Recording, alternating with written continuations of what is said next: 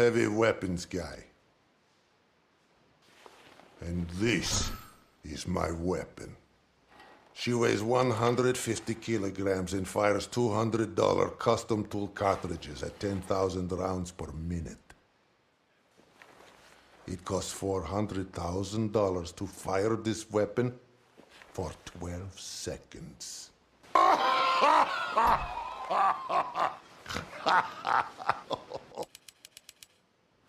Oh my God, who touched Sasha? All right. Who touched my gun?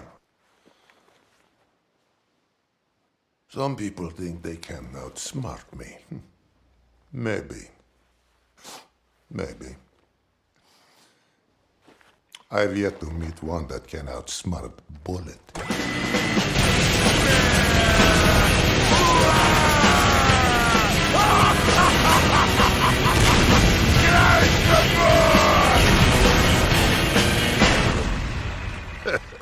Cry some more.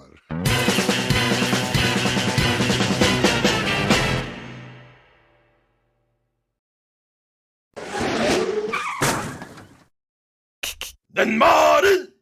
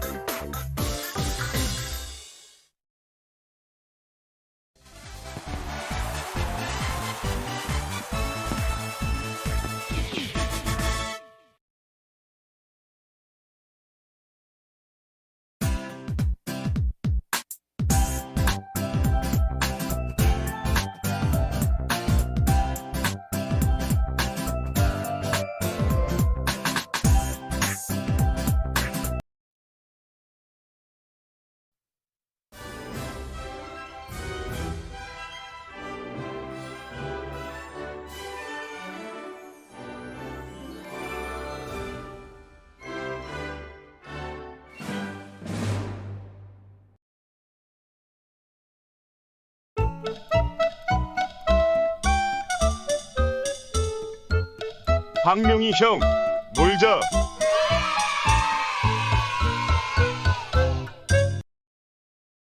황명희 형, 놀자.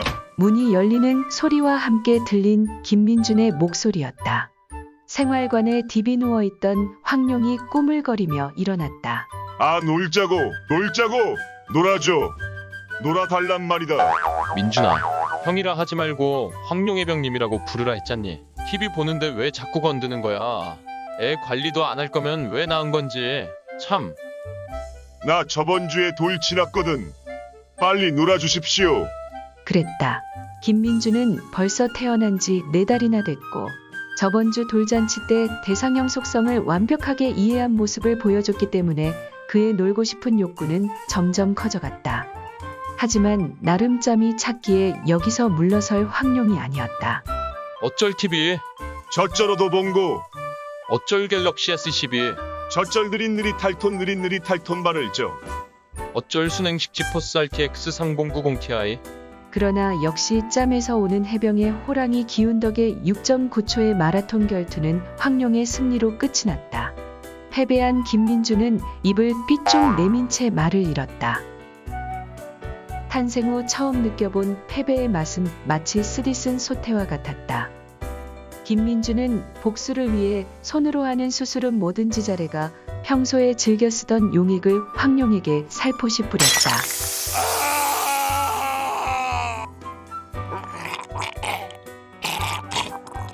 순식간에 먹음직스러운 해병 도토리묵 수십 킬로그램이 만들어졌다. 이야, 이거 정말 맛있는걸. 그러자 항상 그랬듯이 황룡은 부활하고 내무반으로 들어왔다. 당장 치워. 황룡의 성질을 건든 김민준 해병은 개좆됐음을 인지하고 도토리묵을 정리하기 시작했다. 도토리묵을 위장배낭에 차곡차곡 넣고 내무반 밖으로 역돌격을 하는 김민준 해병. 에휴, 저놈을 어떻게 팰 수도 없고.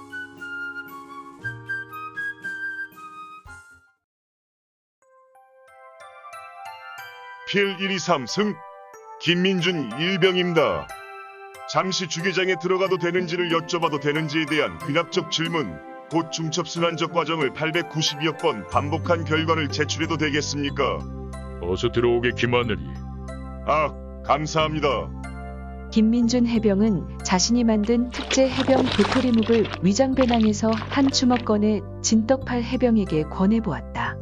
하하, 미안하네. 난 장이 약해서 생식을 먹으면 배탈이 나거든. 그건 나중에 식자재로 쓰게 저쪽 창고에 넣어두게. 아, 알겠습니다. 김민준 해병은 해병 도토리묵을 손실에 옮겨다니고 취사장 안쪽으로 향했다.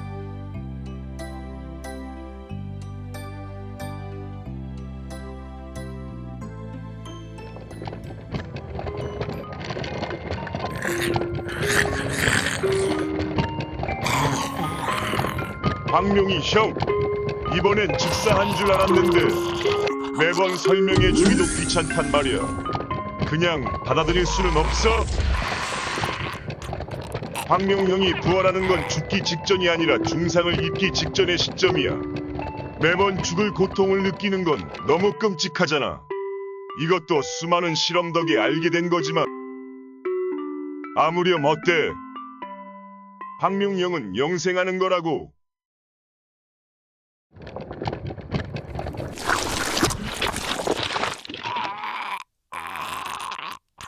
그럼 난 갈게. 김민준 해병은 그렇게 철창 뒤 밝은 빛 속으로 떠났다.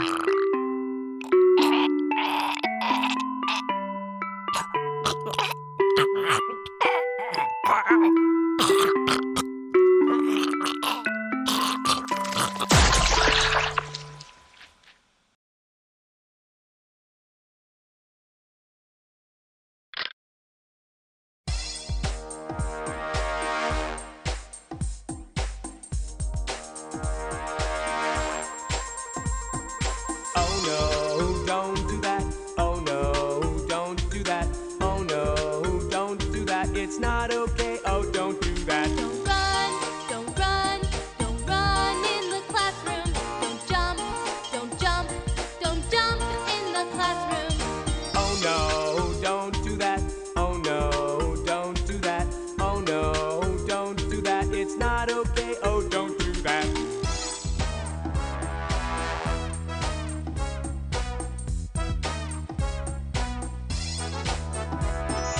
Oh no, don't do that. Oh no, don't do that. Oh no, don't do that. It's not okay. Oh, don't do that. Don't run, don't run, don't run in the classroom. Don't jump, don't jump, don't jump in the classroom. Oh no, don't do that. Oh no, don't do that. Oh no, don't do that. It's not okay. Oh, don't do that.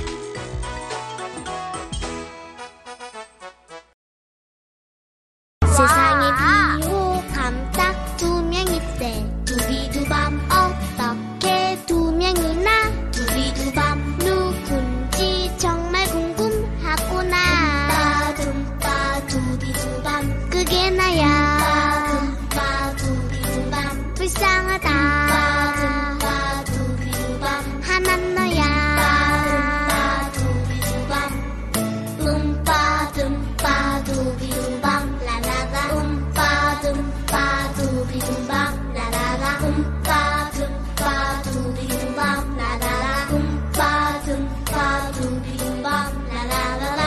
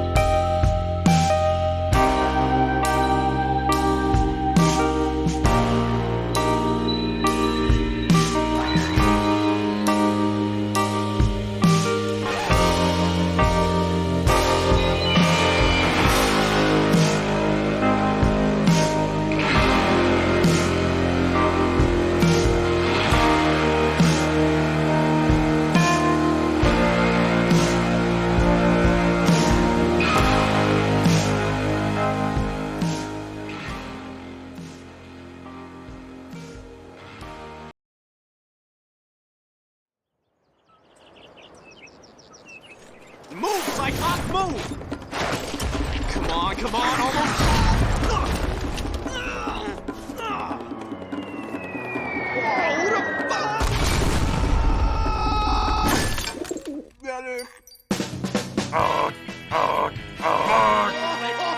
It gets better. When the patient woke up, his skeleton was missing, and the doctor was never heard from again.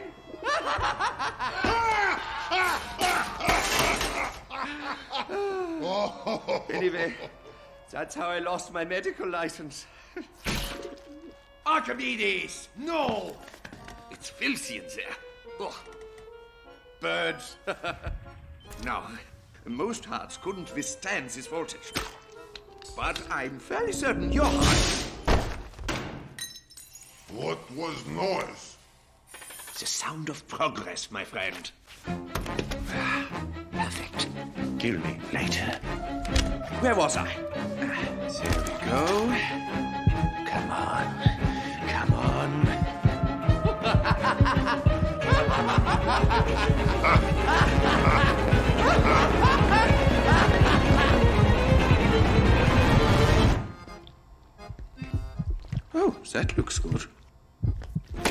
Very nice there. Should I be awake for this? Well, no. But as long as you are, could you hold your rib cage open a bit? I can't seem. Ah! Oh, don't be such a baby. Ribs grow back? No, they don't.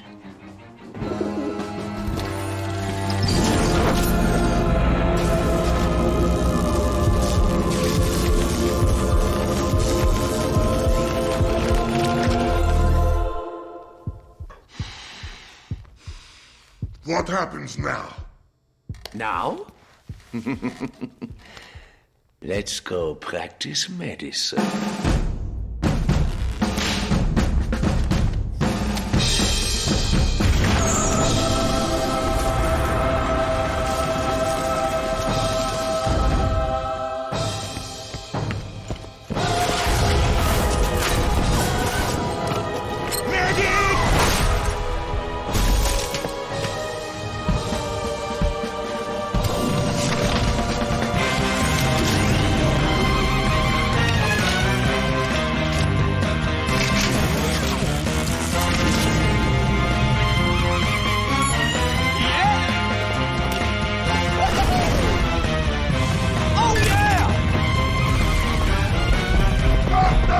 Are you sure this will work?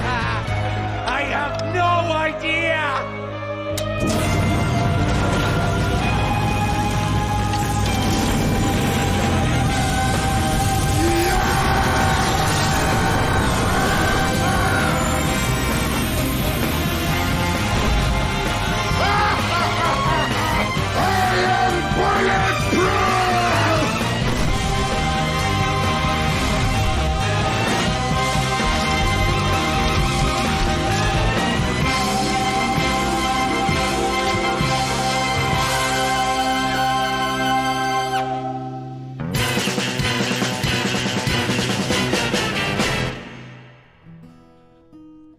That looks good. Very nice there.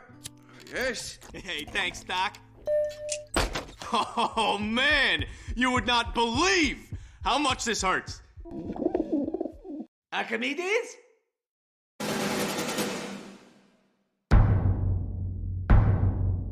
Freedom!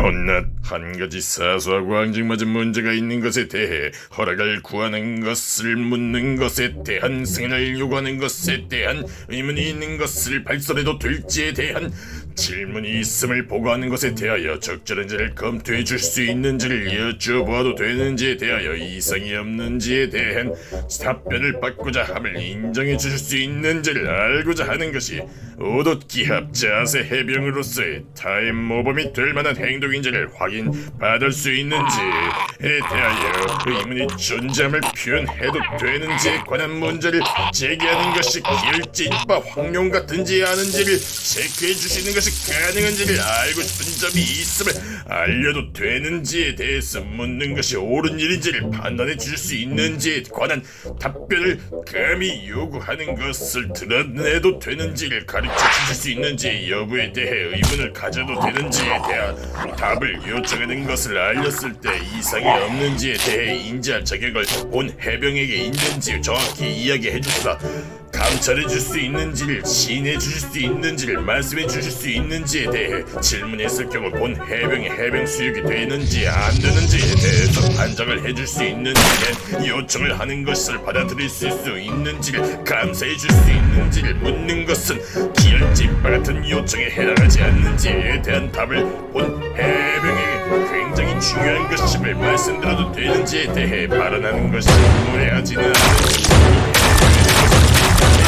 명쾌한 대답을 해줄 수 있는지를 바라도 되는지를 알기 위해 계속해서 씨발.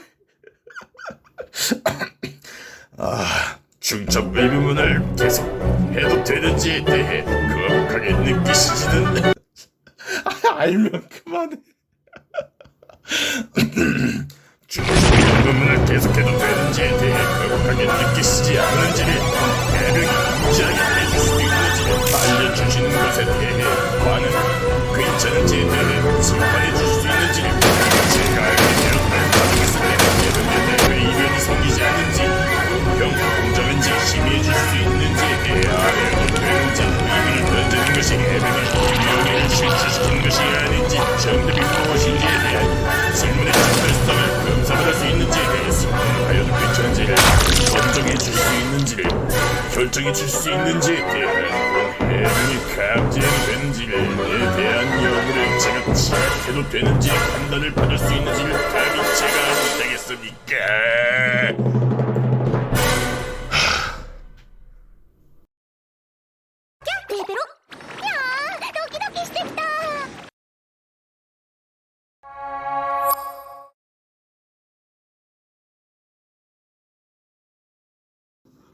(1130기다) 우리 땐 악기발이가 이 정도였다. 해병대 아세이 시절 실무 배치를 받자마자 받았던 악기발이, 해병대 아세이들의 악기를 키우는 전통. 실무 배치를 받고 나서 선임들 앞에서 과자나 냉동을 그냥 입에 넣고 제대로 씹을 새도 없이 악으로 몇 봉지씩 삼켜야 한다. 철 모르던 아세이 시절 나도 빙 둘러앉은 선임들 앞에서 맛동산과 각종 과자들을 거의 7봉지를 먹어야 했고, 까끌까끌한 맛동산을 허겁지겁 물도 없이 계속 삼키느라 입천장이 까져서 계속 아렸다. 3봉지째 먹는데 목구멍에 과자가루가 확 느껴지면서 삼킨 맛동산들이 속에서부터 올라왔다. 유액 섞인 맛동산을 입에 물고 얼굴이 벌개져서 있었는데 황근출 해병님이 호랑이처럼 달려와서 새끼! 기열! 내 가슴팍을 걷어차고 일사대기를 올려붙였다. 당연히 입에 머금고 있었던 맛동산 토사물은 바닥에 뿜어졌다.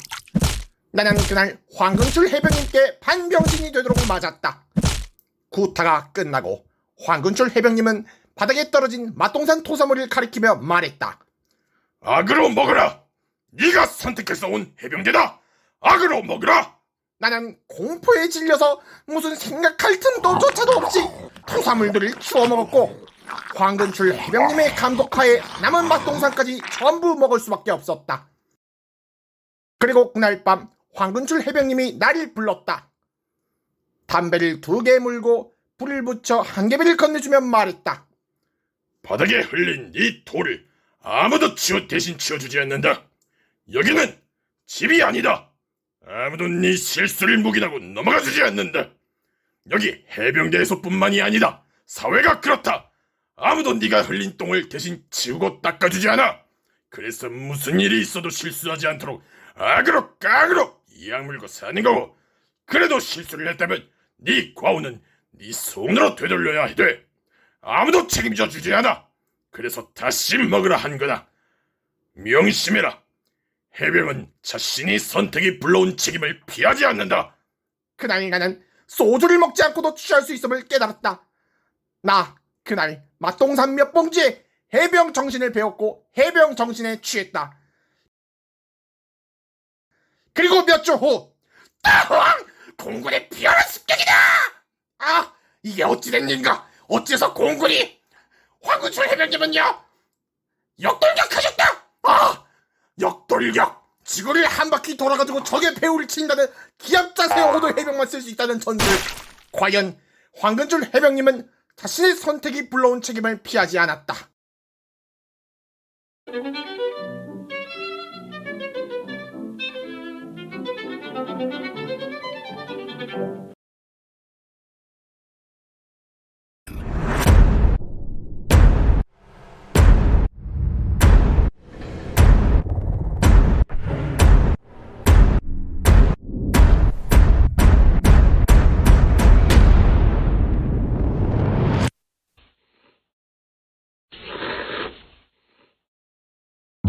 어서오십시오. 지금부터 맛있는 라면을 끓여볼까요?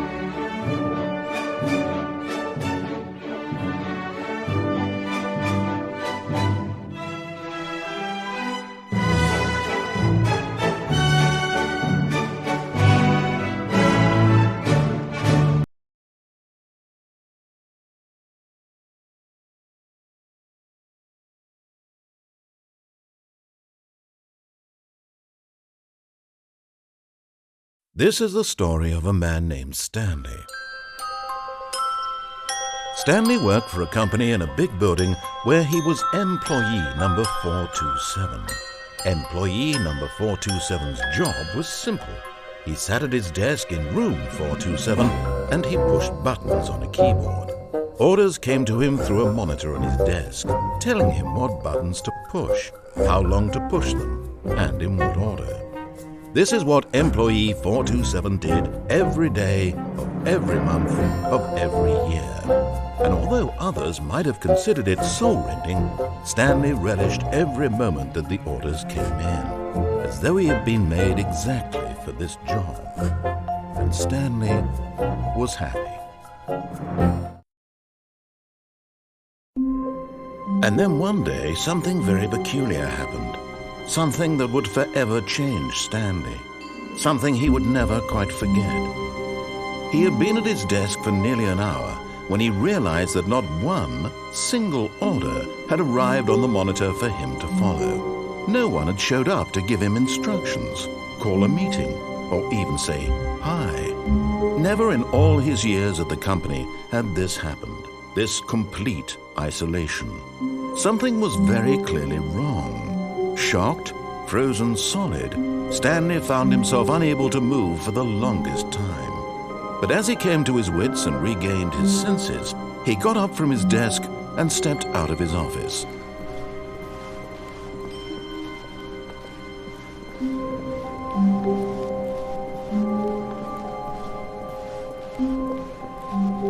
All of his co-workers were gone.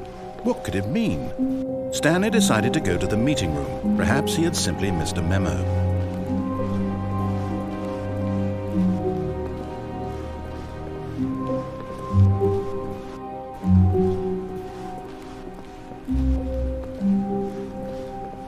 No matter how hard Stanley looked, he couldn't find a trace of his co-workers.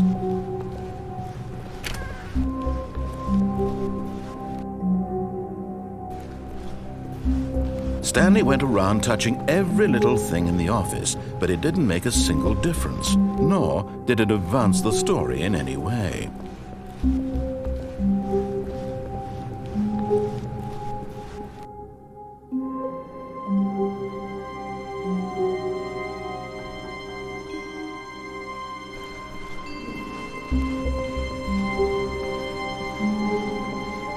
When Stanley came to a set of 2 open doors, he entered the door on his left.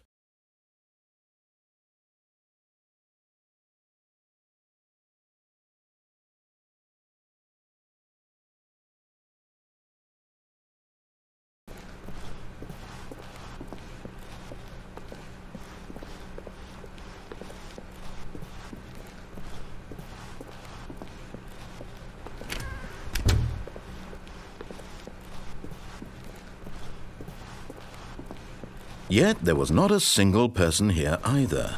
Feeling a wave of disbelief, Stanley decided to go up to his boss's office, hoping he might find an answer there.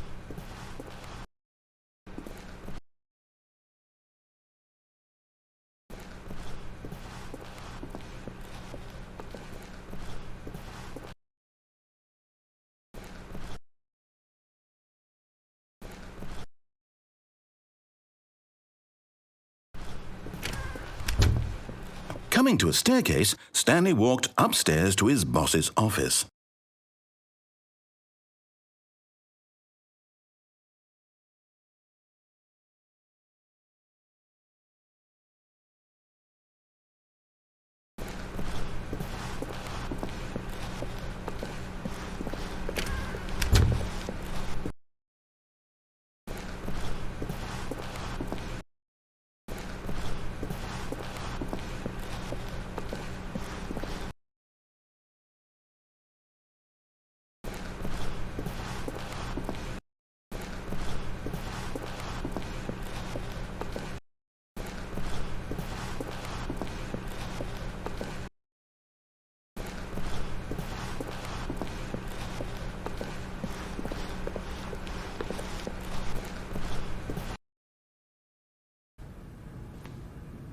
Stepping into his manager's office, Stanley was once again stunned to discover not an indication of any human life.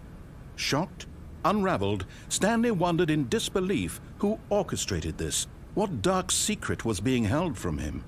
What he could not have known was that the keypad behind the boss's desk guarded the terrible truth that his boss had been keeping from him. And so the boss had assigned it an extra secret PIN number. 6974. But of course, Stanley couldn't possibly have known this.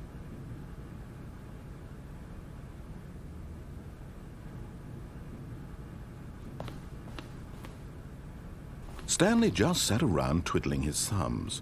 Trying to input anything on the device was useless, since he could never possibly know that the combination was 6974.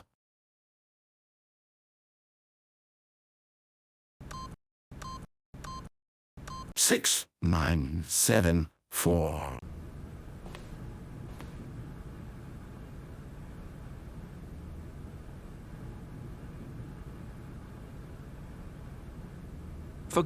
But it turns out that the panel's emergency override kicked in, and the door just opened all by itself. And Stanley got the hell along with the story.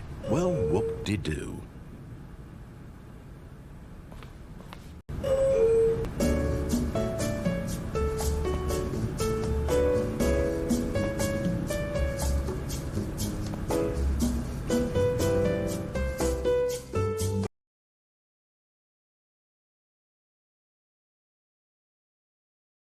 Descending deeper into the building, Stanley realized he felt a bit peculiar.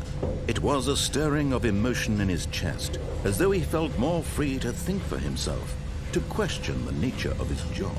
Why did he feel this now, when for years it had never occurred to him? This question would not go unanswered for long.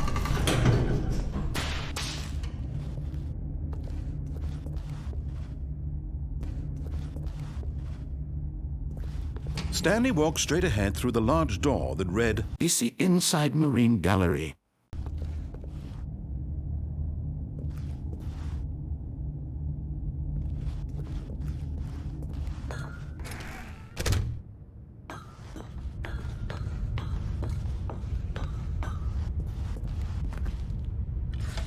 The lights rose on an enormous room packed with television screens. What horrible secret did this place hold? Stanley thought to himself. Did he have the strength to find out?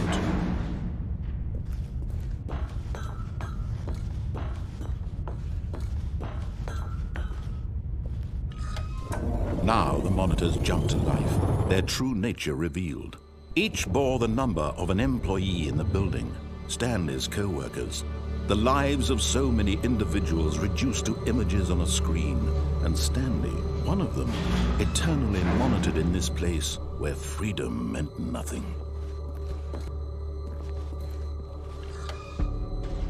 This BC Inside Marine Gallery, it was too horrible to believe it couldn't be true. Had Stanley really been under someone's control all this time? Was this the only reason he was happy with his boring job? That his emotions had been manipulated to accept it blindly? No, he refused to believe it. He couldn't accept it. His own life in someone else's control? Never! It was unthinkable, wasn't it? Was it even possible? Had he truly spent his entire life utterly blind to the world? But here was the proof. The heart of the operation. Controls labeled with emotions. Happy, or sad, or content. Walking, eating, working.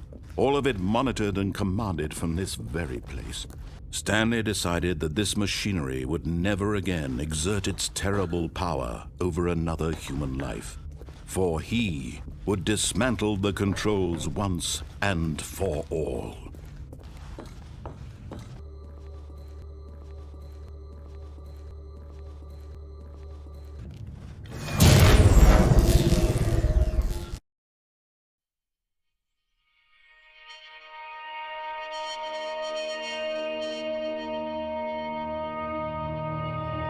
Blackness, and a rising chill of uncertainty.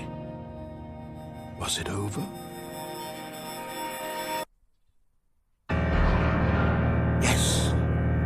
He had won. He had defeated the machine, unshackled himself from someone else's command. Freedom was mere moments away.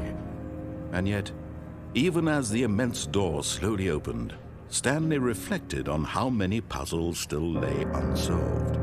Where had his co-workers gone? How had he been freed from the machine's grasp? What other mysteries did this strange building hold? But as sunlight streamed into the chamber, he realized none of this mattered to him, for it was not knowledge or even power that he had been seeking, but happiness. Perhaps his goal had not been to understand, but to let go. No longer would anyone tell him where to go, what to do, or how to feel. Whatever life he lives, it will be his. And that was all he needed to know. It was perhaps the only thing worth knowing. Stanley stepped through the open door. Stanley felt the cool breeze upon his skin, the feeling of liberation, the immense possibility of the new path before him. This was exactly the way, right now, that things were meant to happen. And Stanley was happy. Hello, Dragon.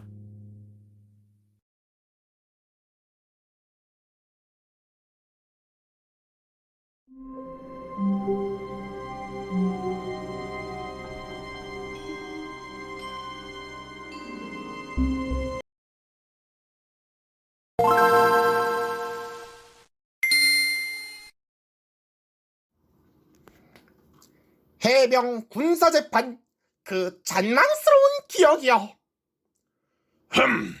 이를 어찌하면 좋단 말인가?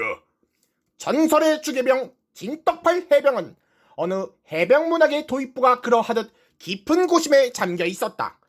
지금껏 열심히 개발해온 해병 부대의 명성 덕분에 그는 이미 남부러울 것 없는 고참 해병의 반열에 올라 있었지만, 최근 전우들 사이에서 음식의 맛이 예전 같지 않다는 말이 들려왔기 때문이다. 모든 해병의 정신적 지주라고 할 수 있는 황군출 해병님마저도 밥숟갈을 뜨신 뒤 알 수 없는 표정을 짓는 일이 늘어났기 때문이었다. 이는 자칫 불충으로까지 받아들여질 수 있는 일이었다. 혹시 자신이 만든 해병 부대의 맛이 점점 떨어지는 것, 수준 이하의 기열 해병들을 검증도 없이 식재료로 써서 그런 것이 아닐까? 고민 끝에 그는 식재료로 부적합한 기열 땅개 새끼들을 처단할 다른 방법이 필요하다는 결론을 내렸다. 그리고 이러한 아이디어를 전우들에게 공유했다. 어느 해병 문학이 그러하듯 1초간의 마라톤 회의를 거친 5도 해병들은 해병 군사재판을 열어 기열찐빠 해병들을 심판하기로 결정했다. 본디 해병들은 법 앞에서는 기숫발이 통하지 않는다는 이유로 수년 전 부대의 모든 법전과 규정집을 불태워버린 적이 있었기 때문에 재판을 열기 위해 참고할 만한 지식이 아무것도 없는 상태였다. 다행스럽게도 법무병인 유전무죄, 무전유죄 해병이 있어서 방향성을 어느 정도 잡을 수 있었다. 그와 동시에 황근출 해병님의 지시에 따라 고문으로 삼을 만한 법조인들을 초빙해야 하기 위해서 대구지검 포항지원으로 특수김바이조가 급파되었다. 그러나 안타깝게도 얼마 전 포항해병 직할 5도 짜새끼 앞 광역 특례시에서 발생한 원인 모를 대화재 때문에 검찰청 외엔 검사와 수사관이 한 명도 없었다. 필시 기열 간첩놈들의 소행이 분명한 대화재를 상기하며 김바이조의 우두머리 무모칠 해병은 분노로 몸을 떨었다. 그렇게 5도 해병들은 바쁜 과업을 마치고도 1분씩 시간을 내어 육법전서와 재판 사무에 관한 책을 독학했다. 그리고 3일 뒤 역사적인 첫 해병 군사재판을 참관하기 위해 모든 해병들은 결혼식장 겸 장례식장 겸 피트니스 센터 겸 군사법원으로 쓰이는 컨테이너 17층에서 집결하였다. 모든 해병들이 웅성거리는 가운데 재판부가 모습을 드러냈다. 오늘의 판사는 해병대의 살아있는 전설이신 황근출 해병님과 대대장 마갈곤 하사, 그리고 유전무죄, 무전유죄 해병이 맡기로 했다. 유전무죄, 무전유죄 해병은 전입한 지 갓 3개월이 넘어가는 아세 중의 아세이었지만 부대 내 유일하게 법전의 내용을 소리내어서 읽을 수 있다는 이유로 특별히 판사석이 허락되었다. 오늘의 첫 피고인은 괴형태 해병이 널어놓은 A급 각개반스를 긴바이 치다가 발각된 공발탄 해병이었다. 그를 기소한 검사 견상섭은 위험 있는 목소리로 공소 사실을 읽기 시작하였다. 본디 김바이와 절도는 들키지 않느냐의 여부로 판가름이 나는 법이다. 하지만 피고 홍발탄 해병은 이곳에 전입을 온 지 1년이 지났음에도 불구하고 각개반스를 가져러 가려다가 선임 해병에게 들키는 기열 찐빨을 내고 만 것이다. 따라서 본 검사는 홍발탄 해병이 저지른 찐빨을 김바이가 아닌 절도로 보아야 한다고 주장한다. 하지만 변론을 맡은 박철군 해병의 기세 역시 결코 꿀리지 않았다. 과연 기압이 들어간 변호인에 어울리는 짜세 해병이었다. 아세이들에겐 원래 개인 물건이라는 개념이 없다. 각개반스와 전투 콘돔 등의 용품은 모두가 돌려쓰기 때문이다. 따라서 비고 홍발탄 해병이 반스를 김바이 치는데 성공했더라도 결과적으로 그 각개반스는 돌고 돌아 다시 괴형태 해병에게 돌아갔을 것이다. 비고 역시 그것을 당연히 알고 있었을 테지. 따라서 그것은 일시적으로 단순히 사용하기 위해 물건을 훔치는 사용 절도에 속하기 때문에 절도죄가 성립한다고는 볼 수 없다. 투박한 줄만 알았던 바다 사나이들 사이에서도 이런 진지한 논의가 나올 수 있다니. 이 모든 과정을 판사석 밑에서 기록으로 남기던 말달필 해병은 자신도 모르게 감동하여 아래쪽에 피가 몰리는 듯 했다. 어쨌든 불꽃 튀는 논쟁이 끝나고 재판부가 결론을 내릴 차례가 왔다. 판사석 중앙에 앉은 황근줄 해병이 1초도 안 되는 시간에 판결문을 작성하여 읽기 시작하였다. 야! 피고가 김바이 도중 발각되었다는 찐빨을 내었다는 건 사실이나 개인 물건이 없는 아세라는 점을 따뜻한 시선으로 참작할 필요도 충분해 보인다. 따라서 해병 군사법원은 홍발탄 해병에게 별도의 처벌을 내리지 않고 해병 스테이크의 재료가 되어 전우회들에게 봉사하라는 명령을 선고한다.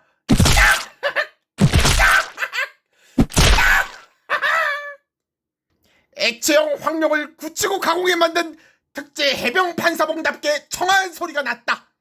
판결이 나온 즉시 홍발탄 해병은 주기장으로 끌려가 해병 스테이크의 재료로 재탄생했다. 끌려가면서 자신의 찐빨을 반성하는 듯 눈물을 흘리는 홍발탄 해병을 보며 재판정의 모두는 감동의 길박수를 보내었다. 그리고 곧 이어서 딱딱으로 같은 족같은 굉음과 함께 멀리 해병 5분에서 나오는 연기가 보였다. 그와 동시에 유전무죄 무전유죄 해병은 감히 선임 해병의 잘못을 심판하는 자리에 건방지게 끼어들었다는 죄명으로 배석 판사에서 피고인으로 강등 직결 채용을 선고받고 부대 뒷산에 매장되었다. 곧 이어 다음 피고인이 재판장 안으로 모습을 드러내었다. 이번 피고인은 부대의 유일 의무병 손으로 하는 수술을 뭐든지 잘해 해병이었다. 모두의 포경수술을 집도해주는 고마운 저주였지만 해병 군사재판의 엄정함에는 예외가 있어선 안 되는 법. 정내의 모두가 긴장이 섞인 군청을 꿀꺽 삼켰다. 검사 견상섭 해병이 공소사실을 천천히 읽어나갔다. 피고는 지난 10월 32일 해병 할로윈 행사를 계기로 자원 입대한 아세이들의 뇌수술을 집도하던 도중 메스를 미숙하게 다뤄 환자 김픽톤 해병의 전립선을 3cm가량 절단, 피해자를 성불구자로 만든 사실이 있다. 해병에게 보시는 전투력을 보장하는 생명과도 같은 주무장이다. 그것이 무력화된 김픽톤 해병은 사망했다고 보아도 무방할 것이다. 따라서 본 검사는 업무상 과실치사의 혐의로 피고 손으로 하는 수술을 뭐든지 잘해 해병에게 전후의 인형을 구형한다.